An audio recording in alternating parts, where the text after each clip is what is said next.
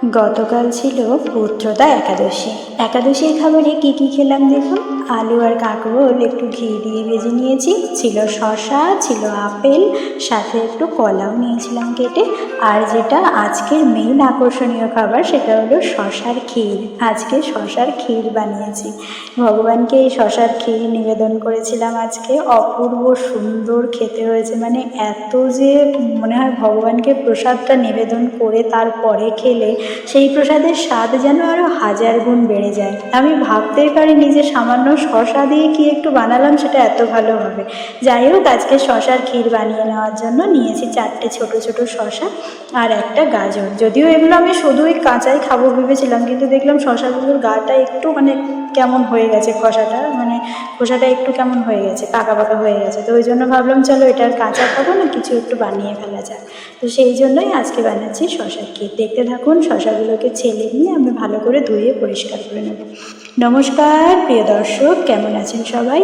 আশা করি সবাই খুব ভালো আছেন। ভগবানের আশীর্বাদে, আপনাদের ভালোবাসায় আমিও বেশ ভালো আছি। হরে কৃষ্ণ। আজকে পুত্রদা একাদশীর খাবার প্রস্তুত করছি, আপনারাও আসুন আমার সাথে। আমরা সবাই মিলে একাদশীর ব্রত পালন করি, ভগবানকে নিবেদন করে প্রসাদ গ্রহণ করব। এদিকে শসা আর গাজরটা আমি বেশ পরিষ্কার করে ধুয়ে নিয়েছি। এবার একটা ছোট গ্রেটার নিয়েছি, গ্রেটার দিয়ে শসা গাজর সব একটু একটু করে ভালো করে গ্রেট করে নেব।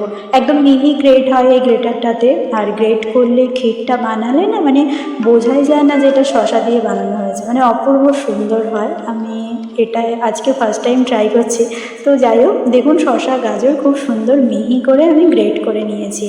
আর যেহেতু আজকে ভগবানকে নিবেদন করব, তো ভগবানের পাত্রেই করা হচ্ছে সমস্তটা, ওই জন্য পাত্রগুলো একটু ছোট ছোট নিয়েছি। একটু চীনা বাদাম, এটা কাঁচা বাদাম, একটু আমি ভেজে নেব।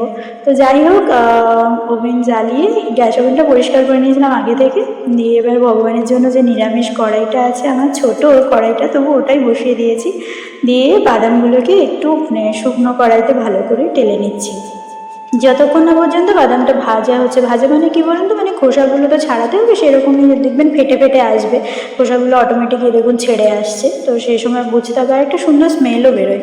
এবার একটা আমি পরিষ্কার সুতির কাপড়ে ডাস্টারের উপরে নিয়ে নিয়েছি বাদামগুলোকে। নিয়ে এবার ঘষলেই, আস্তে আস্তে ঘষলে খোসাগুলো উঠে যাবে। যেহেতু এখন বর্ষাকাল, চারিদিকে বৃষ্টি হচ্ছে, আর বাদামটা বেশ কয়েকদিন আগেই আমার ঘরে আনা ছিল, ওই জন্য একটু নরম হয়ে গেছে। তবুও ভেজে সুন্দর করে খোসাগুলোকে ছাড়িয়ে প্রস্তুত করে নিচ্ছি।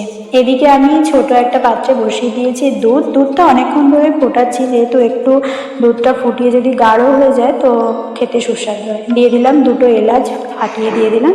এই গরম দুধের মধ্যে এলাচ দিলে অপূর্ব সুন্দর একটা স্মেল বেরোয়, মনেই হয় যে ভগবানের প্রসাদ প্রস্তুত হচ্ছে। তো যাই হোক, দুধটা ফুটে ফুটে কিন্তু অনেকটা কম হয়ে এসছে, আর খুব সুন্দর একটা স্মেলও বেরোচ্ছে। দুধটা এদিকে যখন পুরো ফুটতে শুরু করেছে, তখন আমি ওর মধ্যে দিয়ে দিলাম বাতাসা। আমি আজকে প্রসাদটা বাতাসা দিয়েই বানাবো, কারণ চিনি তো জানেনই আপনারা একটু স্বাস্থ্যের পক্ষে ক্ষতিকর। তবুও চিনি অল্প পরিমাণে দেবো, কিন্তু আমার কাছে একটু বাতাসা ছিল, তো আমি সেই বাতাসাটাই দুধের মধ্যে দিয়ে দিলাম। দুধটা খুব ভালো করে রেডি হয়ে গেছে। এবার কড়াইতে বসিয়ে দিলাম অল্প একটু ঘি, 1 টেবিল চামচ মতো ঘি দিলাম। দিয়ে শসা গাজর যেটা আমি গ্রেট করে রেখেছিলাম ওটা একটুখানি চেপে নিলাম, যাতে জলটা না যায়। তো চেপে নিয়ে আর ঘিয়ের মধ্যে দিয়ে দিলাম। ঘি গরম হতেই এই শসা গাজর গ্রেট করাটা দিয়ে যখন একটু নাড়াচাড়া করছি, অসম্ভব সুন্দর একটা স্মেল বেরোচ্ছে। এর মধ্যে দিয়ে দিলাম অল্প একটু সন্দক লবণ, শসা গাজরটায় একটুখানি লবণ দিলে আমার মনে হয় একটু টেস্টটা খুব সুন্দর আসে। তো আপনারা চাইলে এটা স্কিপ করতে পারেন। দিয়ে দিলাম 1 চামচ মতো চিনি, 1 চামচ 1 চা চামচ, একদমই অল্প চিনি দিয়েছি, যেহেতু আমার দুধের মধ্যে বাতাসা দেওয়া আছে, তো এর মধ্যে চিনি খুব একটা আমি দেবো না।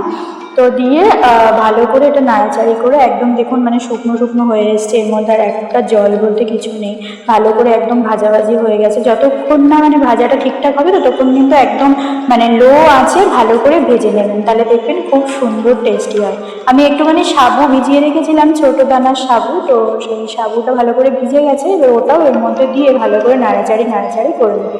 আমার সাবুটা খুব একটা ভেজানো খেতে ভালো লাগে না, তো ওই জন্য চেষ্টা করি যে সারাদিনের কর্মক্লান্তি, তো একটু পেটে তো খাবারও দিতে হবে, আবার এদিকে একাদশীটাও করি, তো সেই জন্য চেষ্টা করি এইভাবে কিছু একটু ইউনিক বানিয়ে ভগবানকেও দিতে আর নিজেও খেয়ে নিতে। তো যাই হোক, সাবুটা এর মধ্যে দিয়ে বেশ ভালো করে নাড়াচাড়ি একটু করলাম। এবার আগে থেকে যে দুধটা আমি ফুটিয়ে রেখেছিলাম বাতাসা, এলাচ এই সমস্ত দিয়ে, সেই দুধটা ঢেলে দিলাম এর মধ্যে। ব্যাস, এবার মিডিয়াম আছে ভালো করে ফোটাতে হবে, মানে ভালো করে মিশিয়ে নিলাম দুধের সাথে, দিয়ে এবার ফুটতে শুরু করেছে, দেখতেই পাচ্ছেন। আর কালারটা যে কি সুন্দর এসছে, মানে যেহেতু এখানে গাজর দেওয়া ছিল তো একটা মানে কি বলবো, অরেঞ্জ কালারের একটা ভাব এসছে। আর যখন ওটা ভাজার সময় আমি একটু চিনি দিয়েছিলাম, তো চিনিটা না একটু পুড়ে পুড়ে ক্যারামেল টাইপসের হয়ে গেছে। তো অপূর্ব সুন্দর একটা স্ট্রাকচার এসছে, আবার কালারটাও খুব সুন্দর এসছে।